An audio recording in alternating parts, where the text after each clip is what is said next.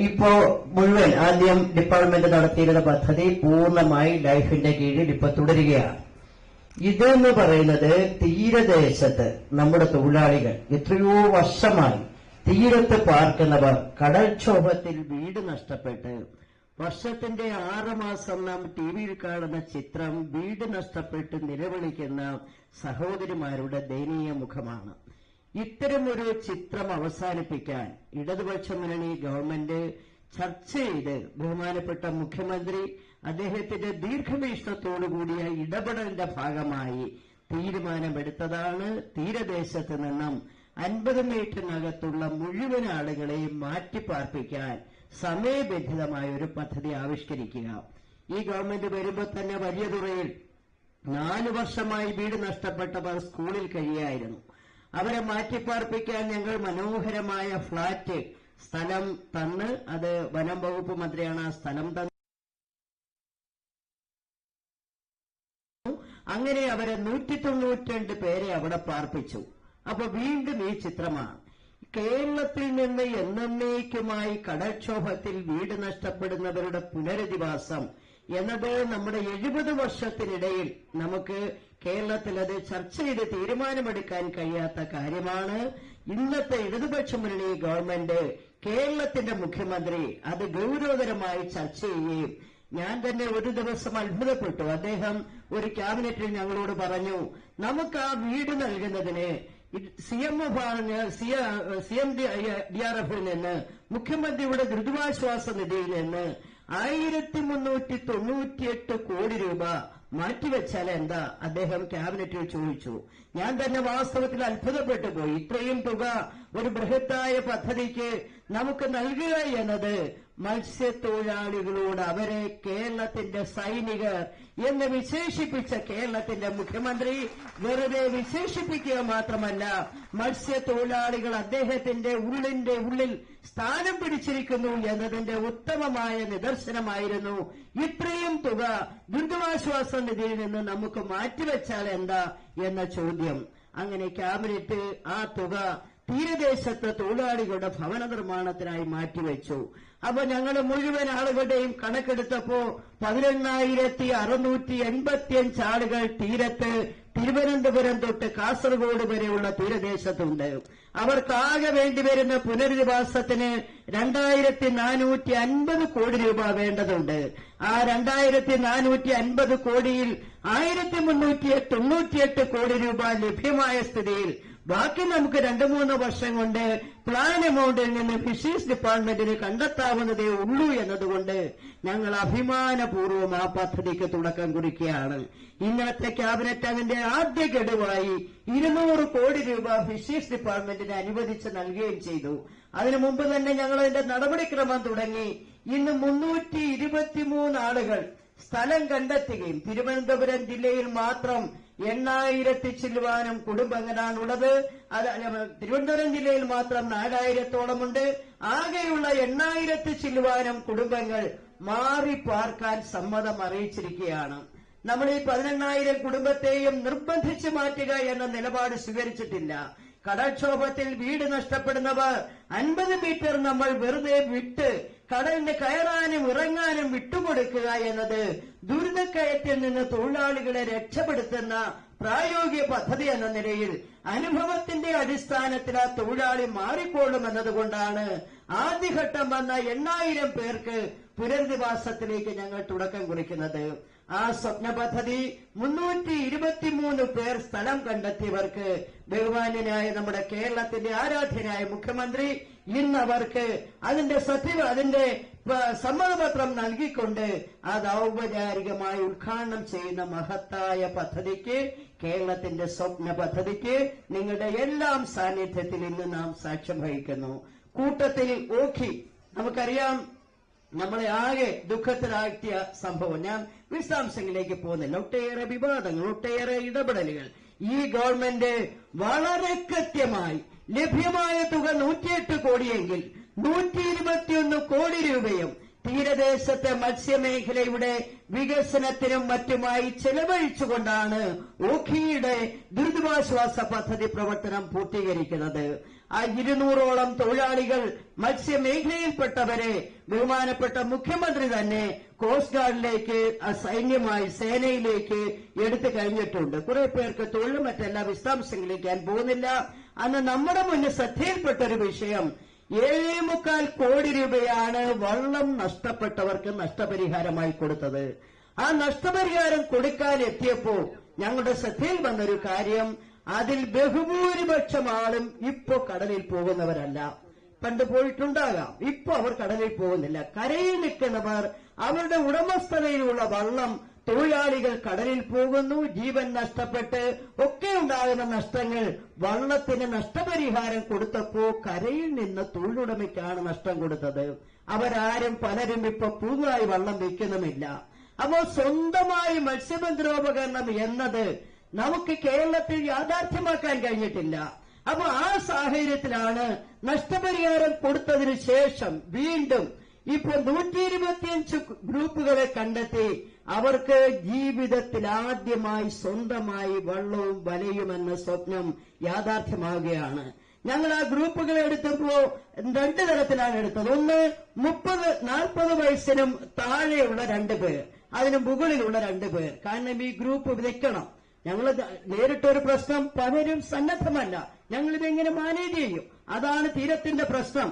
പക്ഷെ ഞങ്ങൾ അവരെ പഠിപ്പിച്ച് അവരെ കൊണ്ട് വള്ളം ഉടമസ്ഥരാക്കാൻ തീരുമാനിക്കുമ്പോ അന്ന് ആദ്യം ഇപ്പൊ നമ്മൾ വള്ളം പണിതിവിടെ വെച്ചു. ഈ വള്ളം പണിയാനുള്ള സമ്മതപത്രം കൊടുത്ത് ആ ദിവസം ഞാനിവിടെ യോഗത്തിൽ കണ്ടത് 4 പേരുടെ ഗ്രൂപ്പിൽ ഒരു തൊഴിലാളി 70 വയസ്സുള്ളയാള്. കണ്ടാൽ നല്ല ആരോഗ്യം, 70 തോന്നില്ല.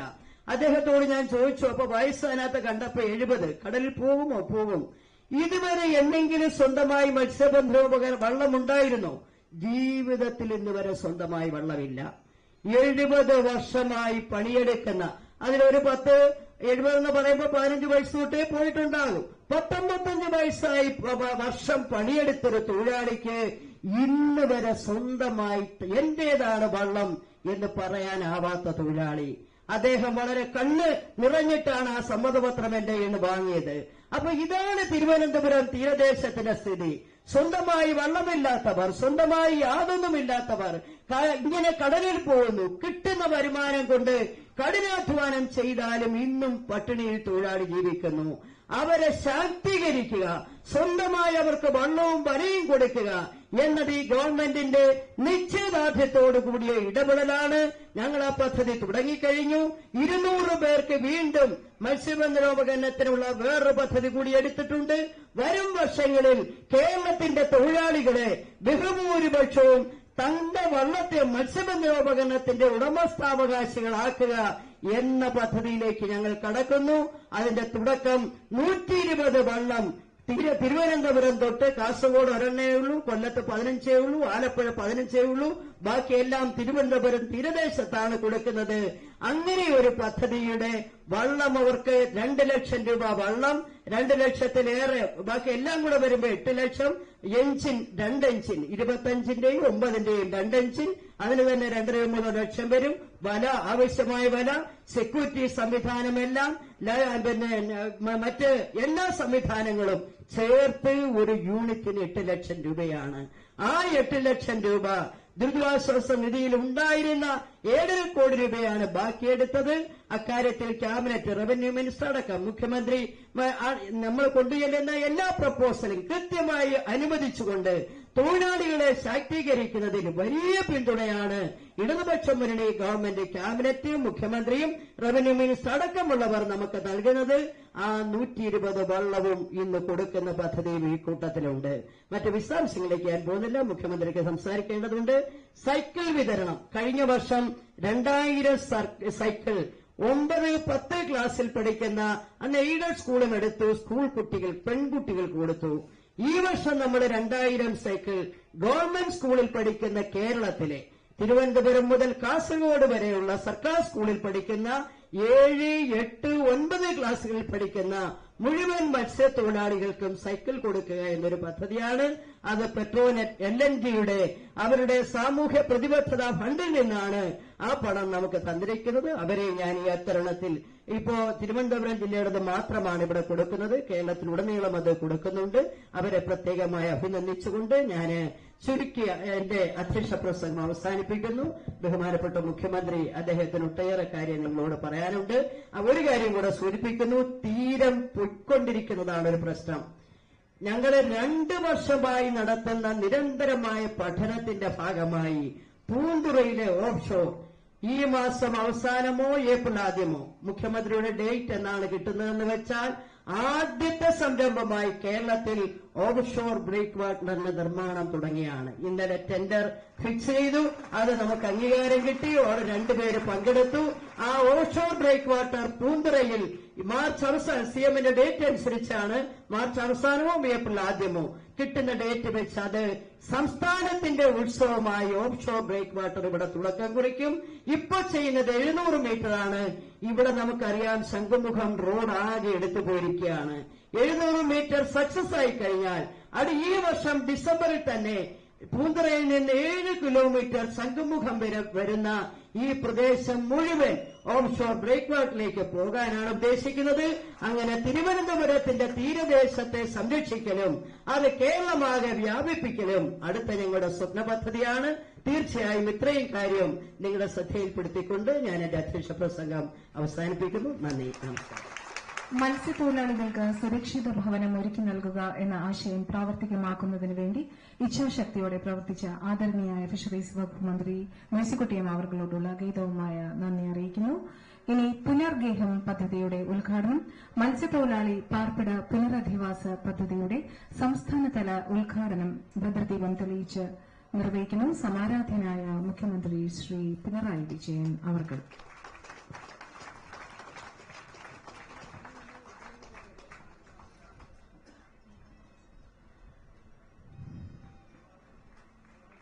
ഇത് ധന്യ നിമിഷമാണ്, ചരിത്ര മുഹൂർത്തം. കേരളത്തിന്റെ സൈനിക പദവിയിലേക്ക് മുഖ്യമന്ത്രി തന്നെ ഉയർത്തിയ മത്സ്യത്തൊഴിലാളികൾക്ക് സംസ്ഥാന സർക്കാരിന്റെ സ്നേഹ സമ്മാനം. കടൽ തീരത്ത് 50 മീറ്റർ വേലിയേറ്റ പരിധിക്കുള്ളിൽ താമസിക്കുന്ന മത്സ്യത്തൊഴിലാളികൾക്ക് സുരക്ഷിതമായ സ്ഥലങ്ങളിൽ ഭവനങ്ങൾ ഒരുങ്ങുന്നു. 18,685 മത്സ്യത്തൊഴിലാളി കുടുംബങ്ങൾക്ക് പ്രയോജനം. 2,450 കോടി രൂപയുടെ പദ്ധതി 3 വർഷം കൊണ്ട് 2022 പൂർത്തീകരിക്കുവാൻ ലക്ഷ്യമിടുന്നു. 1,398 കോടി രൂപ മുഖ്യമന്ത്രിയുടെ ദുരിതാശ്വാസ നിധിയിൽ നിന്നും 1,052 കോടി രൂപ സംസ്ഥാന ഫിഷറീസ് വകുപ്പിന്റെ ബഡ്ജറ്റ് വിഹിതവും. സുരക്ഷിത സ്ഥലത്ത് സുരക്ഷിത ഭവനം, പുനർഗേഹം മത്സ്യത്തൊഴിലാളി പാർപ്പിട പുനരധിവാസ പദ്ധതിയുടെ സംസ്ഥാനതല ഉദ്ഘാടനം സമാരാധനായ മുഖ്യമന്ത്രി നിർവഹിച്ച് കഴിഞ്ഞിരിക്കുകയാണ്. അദ്ദേഹത്തിന്റെ വിലപ്പെട്ട വാക്കുകൾക്കായി നമുക്ക് കാതോർക്കാം. സഹോദരി സഹോദരന്മാരെ, കേരളത്തിലെ മത്സ്യത്തൊഴിലാളികളെ സംബന്ധിച്ചിടത്തോളം അഭിമാനകരമായ ഒരു പദ്ധതിക്കാണ് ഇന്നിവിടെ തുടക്കമാവുന്നത്. നേരത്തെ ബഹുമാന്യായ അധ്യക്ഷ ചൂണ്ടിക്കാണിച്ചതുപോലെ മത്സ്യത്തൊഴിലാളികളുടെ സമഗ്രമായ ഒരു പുനരധിവാസ പദ്ധതിയാണ് പുനർഗേഹം എന്ന പേരിട്ട ഈ പദ്ധതി. ഇത്തരമൊരു പരിപാടിയിൽ പങ്കെടുക്കാനാവുക എന്നത് അങ്ങേയറ്റം സന്തോഷം പകരുന്നൊരു കാര്യമാണ്. ആ സന്തോഷത്തിൽ പങ്കുചേരുന്നുവെന്ന് ആദ്യമായും അറിയിക്കട്ടെ. ഇവിടെ നമ്മുടെ സംസ്ഥാനത്ത് വീടൊരു സ്വപ്നമായി കൊണ്ടു നടന്നിരുന്ന 2,14,262 കുടുംബങ്ങൾക്കാണ് കഴിഞ്ഞ ദിവസം ലൈഫ് പദ്ധതിയുടെ ഭാഗമായി വീട് നൽകാനായി എന്ന പ്രഖ്യാപനം നടത്താൻ കഴിഞ്ഞത്. അതിൻ്റെ തുടർച്ചയായി ഈ ഒരു പുനർഗേഹം എന്നൊരു പരിപാടി മത്സ്യത്തൊഴിലാളികളുടെ പ്രത്യേകമായ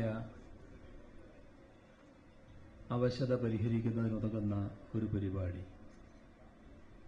അത് സംഘടിപ്പിക്കാനായതിൽ അങ്ങേയറ്റത്തെ സന്തോഷമാണ് നമ്മുടെ സമൂഹത്തിനാകെ സ്വാഭാവികമായും ഉണ്ടാവുക. ആ കാര്യത്തിൽ സർക്കാരിന് അങ്ങേയറ്റത്തെ ചാരിതാർത്ഥ്യവും ഉണ്ട്. നമ്മുടെ മത്സ്യത്തൊഴിലാളികളെന്ന് പറയുമ്പോൾ ഉപജീവനത്തിനായി കടലിനെ ആശ്രയിക്കുന്നവരാണ്. യഥാർത്ഥത്തിൽ കടലിലും കരയിലുമായി ജീവിതം നയിച്ചു പോകുന്നവരാണ് മത്സ്യത്തൊഴിലാളികൾ. അതുകൊണ്ട് തന്നെ കടലിന്റെ സ്വഭാവത്തെ ഏറ്റവും നന്നായി അറിയാവുന്നത് നമ്മുടെ മത്സ്യത്തൊഴിലാളികൾക്കാണ്. ഇപ്പോൾ കാലാവസ്ഥാ വ്യതിയാനം, ആഗോള താപനം, ഇതിൻ്റെയൊക്കെ ഭാഗമായി കടലിന്റെ സ്വാഭാവികമായ അന്തരീക്ഷത്തിൽ വലിയ മാറ്റങ്ങളാണ് വന്നുകൊണ്ടിരിക്കുന്നത്. അതോടെ കടൽ കയറ്റത്തിന്റെ തോത് വല്ലാതെ വർദ്ധിച്ചു വരികയാണ്.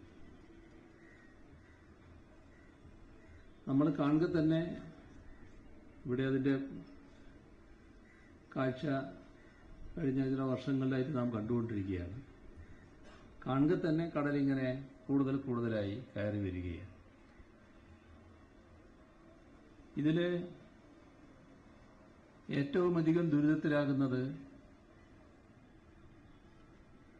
തൊഴിലിന്റെ പ്രത്യേകത വെച്ച് സ്വാഭാവികമായും കടൽ തീരത്തിനടുത്ത് താമസിക്കണമെന്നാണ് മത്സ്യത്തൊഴിലാളികൾ ആഗ്രഹിക്കുന്നത്. അങ്ങനെയുള്ള മത്സ്യത്തൊഴിലാളികളാണ് ഏറ്റവും കൂടുതൽ ദുരിതത്തിന് ഇരയാകുന്നത്. അത്തരമൊരു തിരിച്ചറിവിൽ നിന്നാണ് ഇവിടെ നേരത്തെ സൂചിപ്പിച്ചതുപോലെ ഓരോ വർഷവും കടലെടുക്കുക, വീട് നഷ്ടപ്പെടുക, വീണ്ടും അവിടെ തന്നെ താമസിക്കുക, വീണ്ടും ഇത് ആവർത്തിക്കുക. ഈ ഒരു അവസ്ഥ നമ്മുടെ കേരളത്തിലെ കടലോരത്തിന് ദീർഘകാലമായി പരിചിതമായിട്ടുള്ളൊരു കാര്യമാണ്. അതിൽ നിന്നുണ്ടായ തിരിച്ചറിവാണ് ഇത്തരമൊരു പദ്ധതിക്ക് രൂപം നൽകുന്നതിന് ഇടയാക്കിയിട്ടുള്ളത്. അതാണ് പുനർഗേഹം എന്ന പേരിട്ട ഈ പദ്ധതി. ഇത് നമ്മുടെ നാടിന്റെ, നമ്മുടെ സംസ്ഥാനത്തിന്റെ സ്വന്തം സേനയായ മത്സ്യത്തൊഴിലാളികളുടെ പാർപ്പിട സുരക്ഷ ഉറപ്പുവരുത്തുന്നതിനുള്ള പരിപാടിയാണ്. അപ്പോൾ മത്സ്യത്തൊഴിലാളികളുടെ പാർപ്പിട സുരക്ഷ ഉറപ്പുവരുത്തുന്നതിന് സമൂഹം ഏറ്റെടുത്തൊരു മുൻകൈ എന്ന നിലക്കാണ് ഇതിനെ കാണേണ്ടത്. വേലിയേറ്റ രേഖയിൽ നിന്നും 50 മീറ്ററിനുള്ളിൽ താമസിക്കുന്ന മുഴുവൻ മത്സ്യത്തൊഴിലാളികൾക്കും ആ കുടുംബങ്ങൾക്ക് ഈ പദ്ധതി പ്രകാരം സുരക്ഷിതമായ ഭവനം ലഭ്യമാകും. ഫിഷറീസ് വകുപ്പ് ഇത് സംബന്ധിച്ചൊരു കണക്കെടുത്തിട്ടുണ്ട്. ആ കണക്കിൽ കാണുന്നത് ഈ പറഞ്ഞ പരിധിക്കുള്ളിൽ 18,685 കുടുംബങ്ങളുണ്ട് എന്നാണ്. അപ്പൊ ഇവരെ എല്ലാവരെയും 3 ഘട്ടങ്ങളിലായി സുരക്ഷിത ഭവനങ്ങളിലേക്ക് പുനരധിവസിപ്പിക്കുക എന്നതാണ് പദ്ധതി. നേരത്തെ ബഹുമാന്യായ മന്ത്രി പറഞ്ഞതുപോലെ ആരെയും ഇതിനായി നിർബന്ധിക്കുന്ന നിലയല്ല. എന്നാൽ സ്വയമേവ തന്നെ ഇത്തരമൊരു പദ്ധതിയുടെ ഭാഗമാകാൻ എല്ലാവരും സന്നദ്ധരാവുകയാണ്. ആദ്യഘട്ടത്തിൽ 8487 കുടുംബങ്ങൾ, 2ഉം 3ഉം ഘട്ടങ്ങളിലായി 5099 വീതം കുടുംബങ്ങൾ. ഇതാണ് മാറ്റിപ്പാർപ്പിക്കുന്ന രീതി. അപ്പോൾ മൊത്തം 2450 കോടി രൂപയാണ് ഇതിന് ചെലവ് വരിക. അതിൽ മുഖ്യമന്ത്രിയുടെ ദുരിതാശ്വാസ നിധിയിൽ നിന്ന് 1398 കോടി രൂപയും ഫിഷറീസ് വകുപ്പിന്റെ ബജറ്റ് വിഹിതത്തിൽ നിന്നും 1052 കോടി രൂപയും കണ്ടെത്താനാണ് നിശ്ചയിച്ചിട്ടുള്ളത്.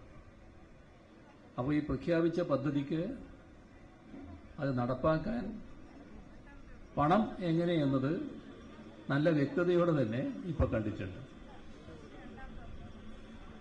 സുരക്ഷിത മേഖലയിൽ ഭൂമി വാങ്ങി വീട് വെക്കാൻ താൽപ്പര്യമുള്ള കുടുംബങ്ങളുണ്ടാവും. അത്തരം കുടുംബങ്ങൾക്ക്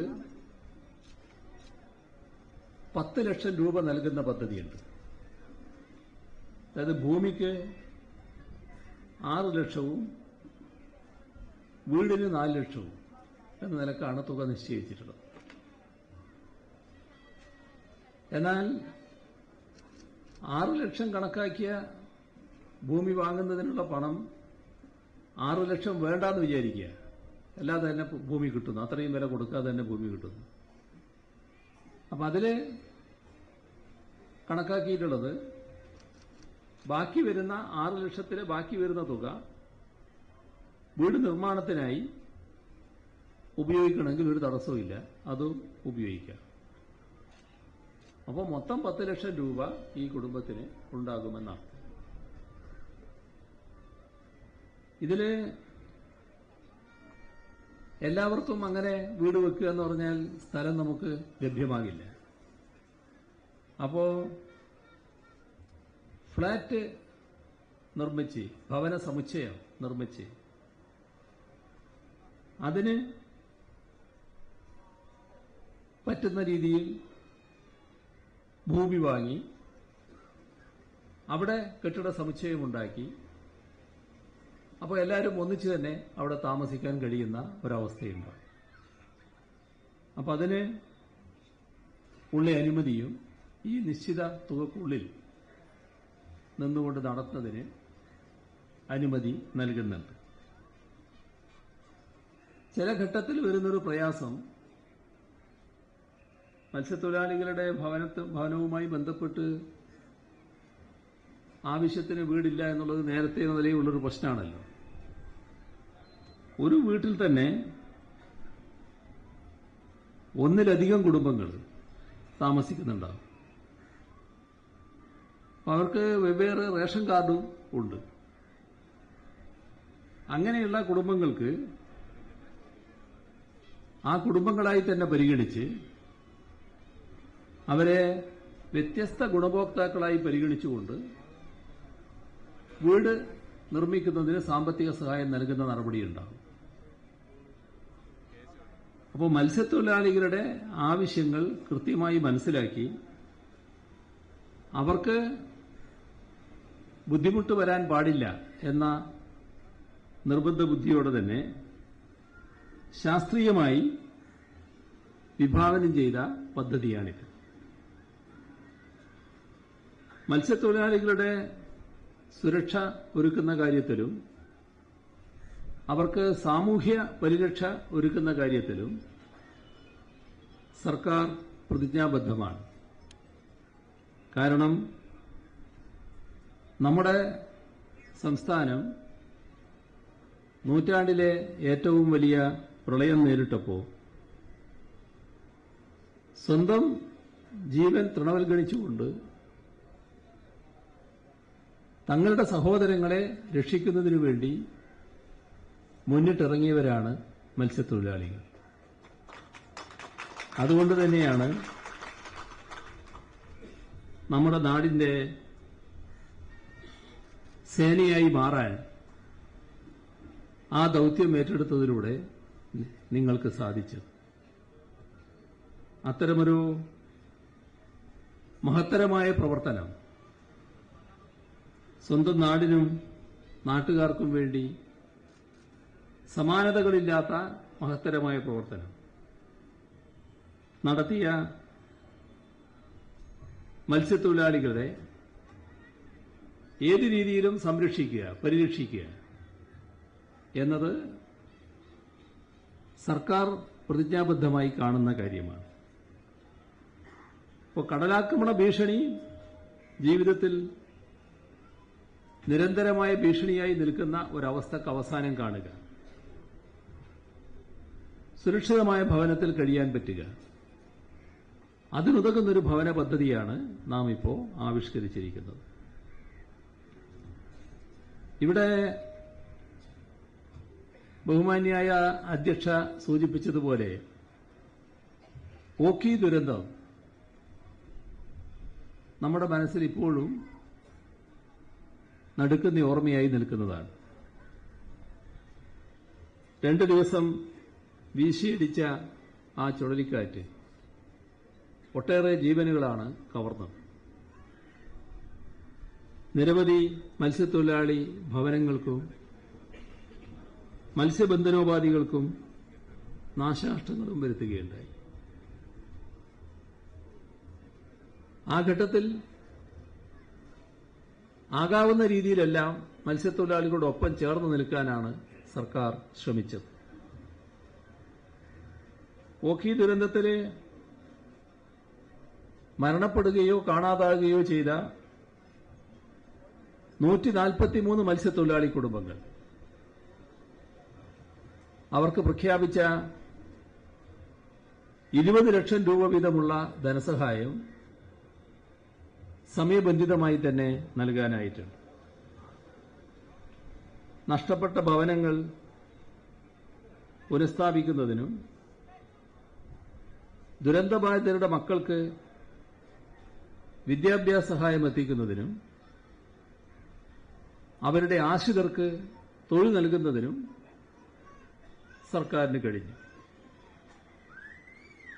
അതോടൊപ്പം നഷ്ടപ്പെടുകയോ കേടുപാടുകൾ സംഭവിക്കുകയോ ചെയ്ത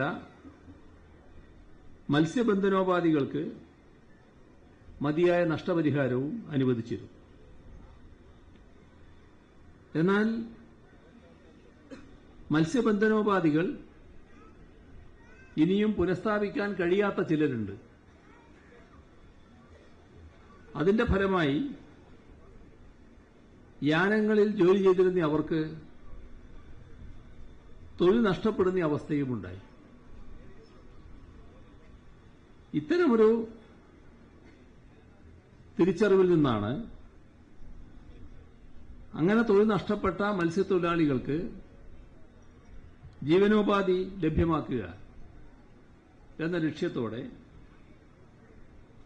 FRP മത്സ്യബന്ധന യൂണിറ്റുകൾ വിതരണം ചെയ്യാൻ ഇപ്പോൾ തീരുമാനിച്ചിട്ടുള്ളത്. 120 FRP മത്സ്യബന്ധന യൂണിറ്റുകളാണ് ഇന്നിവിടെ വിതരണം ചെയ്യുന്നത്. 9,88,00,000 രൂപ ആകെ ചെലവ് വരുന്ന ഈ പദ്ധതിക്ക് 7,94,00,000 രൂപ സംസ്ഥാനമാണ് ചെലവിടുന്നത്. 1,94,00,000 രൂപ കേന്ദ്രത്തിന്റെ വിഹിതവുമുണ്ട്. ഓരോ യൂണിറ്റിനും 8 ലക്ഷം രൂപയാണ് ചെലവിടുന്നത്. ബോട്ടിനും എഞ്ചിനും നങ്കൂരത്തിനും മറ്റുമായി 6 ലക്ഷം രൂപ ചെലവാക്കുന്നു. സുരക്ഷാ സംവിധാനങ്ങൾ ഒരുക്കുന്നതിന് 2 ലക്ഷം രൂപയും ചെലവാക്കുന്നു. ഇപ്പോൾ പൂർണ്ണതോതിൽ സജ്ജമാക്കിയ FRP യൂണിറ്റിൽ 32 അടി നീളമുള്ള യാനം,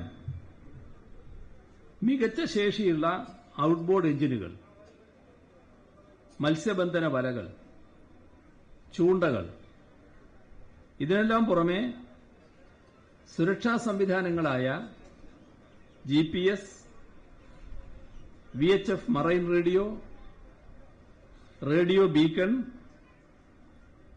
എക്കോ സൗണ്ടർ, ലൈഫ് ജാക്കറ്റുകൾ, ലൈഫ് ബൂയി ഇവയെല്ലാം ഉണ്ടാകും. 4 മത്സ്യത്തൊഴിലാളികൾ വീതം അടങ്ങുന്ന ഓരോ ഗ്രൂപ്പിനാണ് 8 ലക്ഷം രൂപ വില വരുന്ന മത്സ്യബന്ധന യൂണിറ്റുകൾ വിതരണം ചെയ്യുന്നത്. തിരുവനന്തപുരം, കൊല്ലം, ആലപ്പുഴ, തൃശൂർ, മലപ്പുറം, കാസർഗോഡ് ഈ ജില്ലകളിൽപ്പെട്ട മത്സ്യത്തൊഴിലാളികൾക്കാണ് ഇവ ലഭ്യമാകുന്നത്. ഇവിടെ എടുത്തു പറഞ്ഞതുപോലെ മത്സ്യത്തൊഴിലാളി കുടുംബങ്ങളിലെ വിദ്യാർത്ഥിനികൾക്ക് ഉപകാരപ്രദമായ മറ്റൊരു ചടങ്ങും ഇതിനോടൊപ്പം നടക്കുന്നുണ്ട്. വിദ്യാർത്ഥിനികൾക്കായി ചെലവ് കുറഞ്ഞതും സുരക്ഷിതവുമായ യാത്രാ സൌകര്യമൊരുക്കുക എന്ന ലക്ഷ്യത്തോടെയാണ് സൌജന്യമായി സൈക്കിൾ വിതരണം ചെയ്യുന്നത്. പെട്രോനെറ്റ് LNG ലിമിറ്റഡിന്റെ സാമൂഹ്യ ബാധ്യതാ ഫണ്ട് ഉപയോഗപ്പെടുത്തിയാണ് തീരദേശ വികസന കോർപ്പറേഷൻ മുഖേന ഈ പദ്ധതി നടപ്പാക്കുന്നത്. 2000 വിദ്യാർത്ഥിനികൾക്കാണ് സൌജന്യമായി സൈക്കിൾ ലഭിക്കുക. തിരുവനന്തപുരം, കൊല്ലം, ആലപ്പുഴ, എറണാകുളം, തൃശൂർ, മലപ്പുറം, കോഴിക്കോട്, കണ്ണൂർ, കാസർഗോഡ് ഇത്രയും ജില്ലകളിൽപ്പെട്ട പെൺകുട്ടികളാണ് ഇതിന്റെ ഗുണഭോക്താക്കൾ.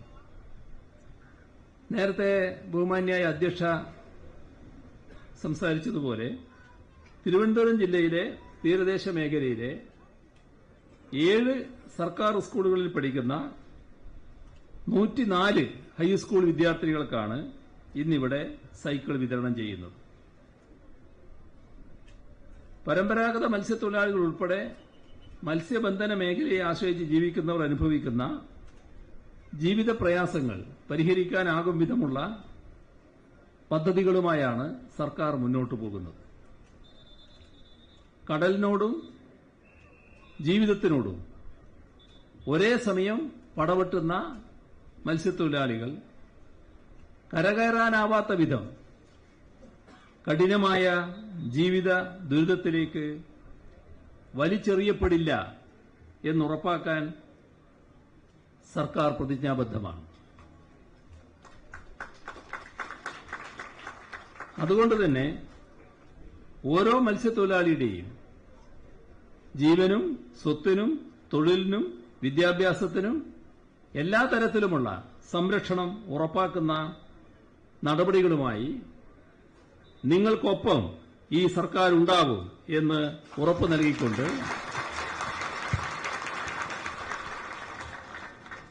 ഈ പദ്ധതിയുടെ ഉദ്ഘാടനം നിർവഹിച്ചതായി അറിയിച്ചുകൊണ്ട് അവസാനിപ്പിക്കുന്നു. നിങ്ങൾക്കെന്റെ സ്നേഹാഭിവാദം. ഉജ്ജ്വലമായ ഉദ്ഘാടന പ്രസംഗത്തിന് വളരെയധികം നന്ദി സമാരാധനായ മുഖ്യമന്ത്രി. പുനർഗേഹം പദ്ധതിയിൽ ഭൂമി വാങ്ങി രജിസ്റ്റർ ചെയ്തവർക്കുള്ള പ്രമാണം നൽകുന്ന ചടങ്ങാണ് അടുത്തത്. സർവാദരണീയനായ മുഖ്യമന്ത്രിയാണ് ഗുണഭോക്താക്കൾക്ക് പ്രമാണം നൽകുക. പേരുകൾ വായിക്കാം. Victoria, wife of late Tobias, Peruvath പുരയിടം, അഞ്ചുതെങ്ങ്.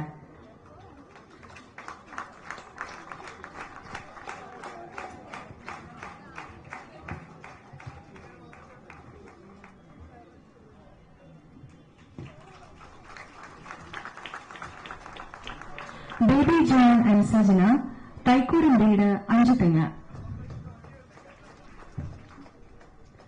ക്ലീറ്റസ് ബാർബര, പെരുവത്ത് പുരയിടം, Anchuthengu.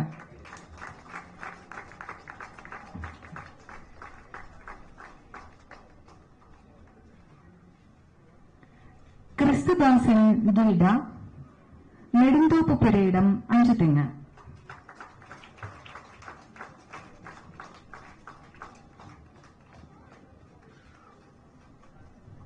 Alphonsia, wife of Antony, Vettukad.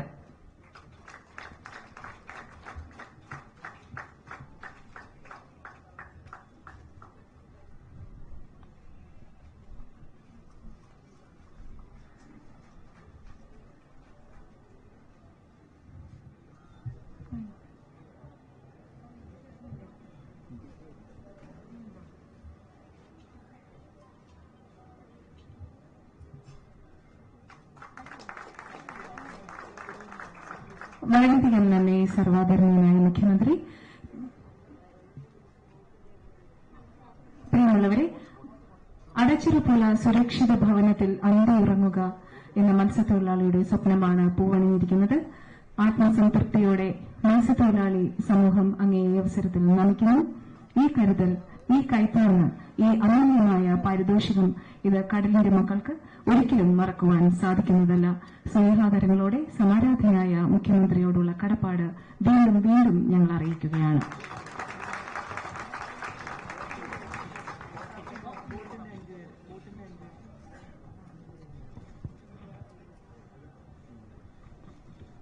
ഇനി FRP ബോട്ടിന്റെ വിതരണമാണ്. പേരുകൾ വിളിക്കാം. ബഹുമാനപ്പെട്ട റവന്യൂ പാർപ്പിട വകുപ്പ് മന്ത്രി ശ്രീ ഇ ചന്ദ്രശേഖരൻ അവർകളാണ് ഇത് നിർവഹിക്കുന്നത്. Shri Suresan, Hosdurg beach, Kasaragod. Shri Suresan.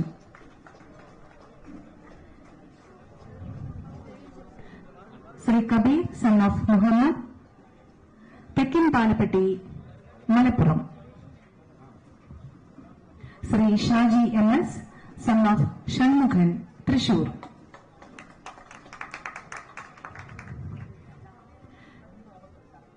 Shri Kabeer son of Muhammad, Thekkan Palappetty, Malappuram.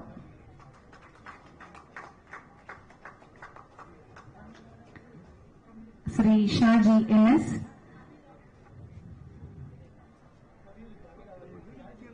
Shri Shaji MS son of Shanmughan, Thrissur.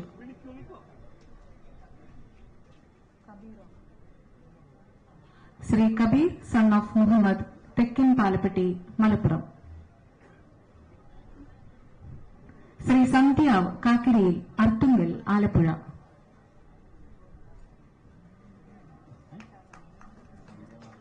Shri Selvaraj Poomura, Thiruvananthapuram. FRP വള്ളങ്ങളുടെ രജിസ്ട്രേഷൻ സർട്ടിഫിക്കറ്റാണ് ബഹുമാനപ്പെട്ട മന്ത്രി മത്സ്യത്തൊഴിലാളികൾക്ക് ഇപ്പോൾ വിതരണം ചെയ്തുകൊണ്ടിരിക്കുന്നത്.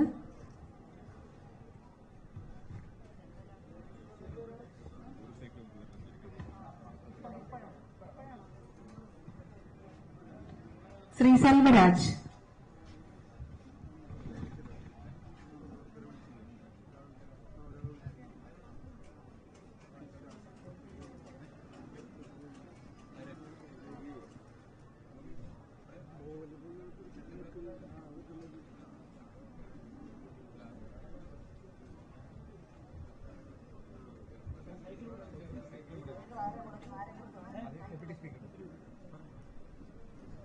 സ്കൂൾ വിദ്യാർത്ഥിനികൾക്കുള്ള സൈക്കിൾ വിതരണമാണ് ബഹുമാനപ്പെട്ട ഡെപ്യൂട്ടി സ്പീക്കർ നിർവഹിച്ചത്.